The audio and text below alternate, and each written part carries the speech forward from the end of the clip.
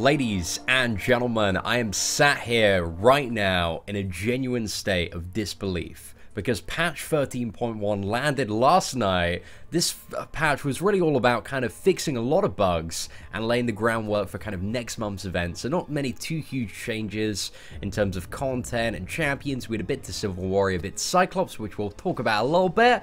But the big thing about this patch was like mainly bug fixing. And they've fixed the majority of the really big bugs. But not only have they done that, but they haven't completely broken the game in the process of doing that. So I just never thought we'd see a day where stuff gets fixed without breaking double the stuff that got fixed. So I gotta give a huge applause to Kabam. It seems like they've done a really solid job with 13.1. I'm going to talk about some of the stuff that's been changed, some of the stuff that's been fixed. So yesterday evening, unfortunately, I was out for dinner with some friends, so I didn't have time to kind of stream the new patch impressions live. And I'm kind of glad I didn't stream it live because I made a huge mistake when I came back. Like, I got back about kind of around midnight. I was a little bit tired and stuff, but I wanted to like jump into the game to test out like the state of like the double dash back and double evade and all that. So I didn't. I was fighting Venom, and I just kept on fighting him for about 20 minutes, and I wasn't really feeling like too much difference. And then I realized I hadn't updated my game, guys. That was it. And then I updated the game. I was like, oh my god, this is amazing. So I had that fresh experience of just getting wrecked for 20 minutes and then just dove into like those fresh, crisp double evades back, and it felt pretty great. But yeah, I made a massive tactical error yesterday evening. So evade seems to be like in its previous state. It seems to be going so smooth. After a month of like really clunky single evading, like it's just beautiful. It's such a great experience. I'm so happy to have that back. And also a lot of the whiffing problems with champions like Wolverine and Deadpool X-Force, they seem to be resolved as well. Been playing around quite a bit with my Wolverine, and it just feels good. So good. It feels like everything's running so much smoother. One of the things that's been widely reported across the forums, Reddit, all over Twitter as well, is about the increased speed and performance of the game on Android devices. A lot of people again are seeing anywhere between like 25 to double the improvement in terms of speed. So yeah, some really good stuff with this patch. It seems like it's just increased game performance across the board. It's resolved a lot of the core issues. Again, it's still not perfect. There are still some issues with parries and certain special attacks, the second component not entirely connecting and stuff being a little bit slow, but I'm sure all that stuff is going to be looked into and hopefully resolved in the coming months. But this seems hopefully like the turning point in Marvel Contest of Champions, where they're like, okay, you know, we broke a load of stuff with 12.0, we broke some more stuff in 13.0, but now we kind of got it under control, and hopefully we're going to have a pretty decent level of quality assurance. Hopefully there's going to be a bit more of an encouraged open beta going forward.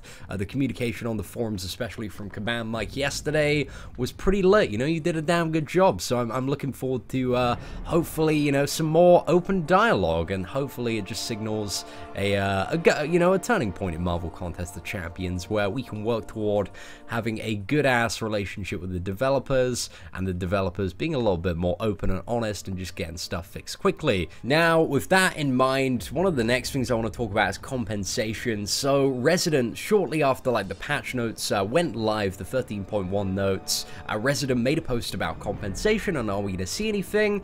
And Kabam Mike's response was, let's see how the update goes tomorrow, and if everything's fixed, we're going to look at maybe potentially giving out a compensation package for the last month, but only once they're sure everything has been fixed. So it looks like at the moment a lot of the huge issues have been resolved. Now this morning, if you have already logged in the game, there was a compensation package for the extended maintenance. However, I don't think this is the compensation package that Mike was referring to, that they were discussing. I really do hope that we're going to see kind of a second larger one, mainly aimed at kind of units, Alliance Quest and Alliance War Potions and Revives, and also some maybe shards and additional goodies and stuff, just for like, because it's been 30-something days of having like these double dashback evade issues, whiffing issues, and a lot of really odd performance issues, where I guarantee like pretty much anybody that's a daily active player has probably died like at least 50 to 100 plus times to stuff that was completely outside of their control as a player. player. So I'm really hoping that in the next week or so, we're going to see kind of a much bigger, much nicer package for kind of the month of bugs and poor game performance that we've had. So yeah, that's something that I really do hope we see. Obviously, Kabam, you know, they're not obliged to give it, but in terms of kind of building back their relationship and trust with the community and getting consumers to invest and spend in their game, I think it's definitely the right decision to make. And if they bring back the Gold Realm as well to accompany that, that would be pretty damn decent.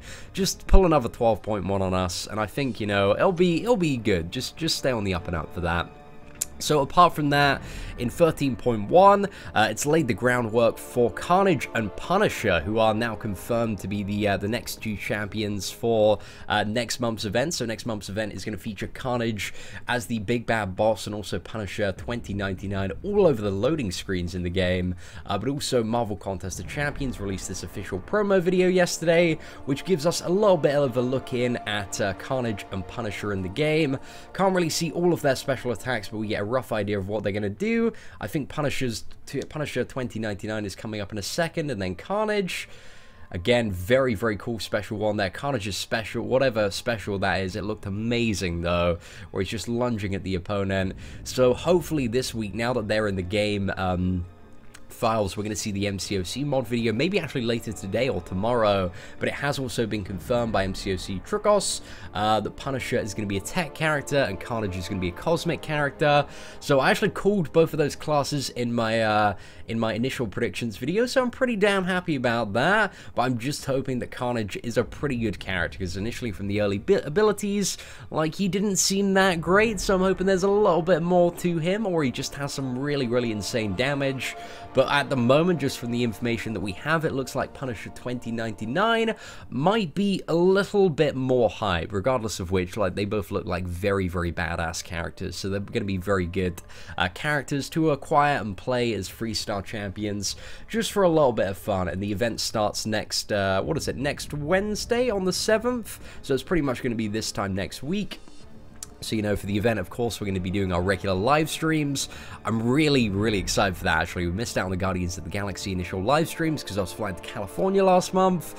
But this time, we're going to be in England, so we can just chill, get the live streams done, and have a really good time in that event. So, yeah, should be really fun. So, the next thing we have is Civil Warrior. I just wanted to quickly talk about kind of the update to the character and some of the values here. So, Civil Warrior got a few changes, most notably the heal block duration was increased, the armor up and how those work changed a little bit differently as well.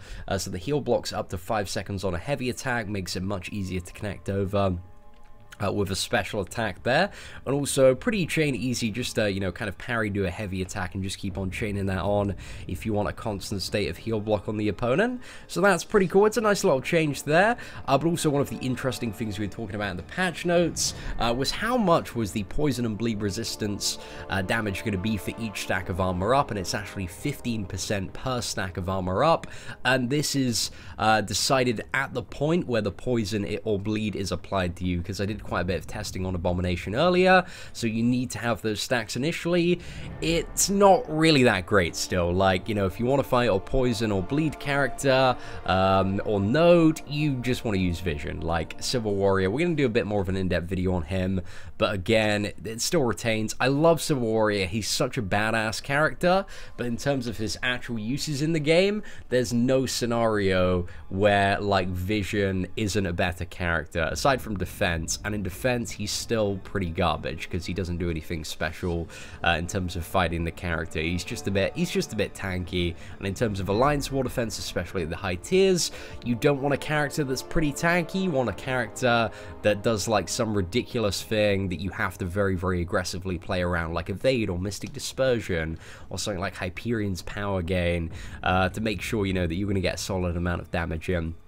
So yeah, still don't think Civil Warrior is worth taking up, but hey, we're going to do a little bit more testing, and if you guys do have any pro tips or hints on Civil Warrior, feel free to leave them in the comments below. That would always be appreciated.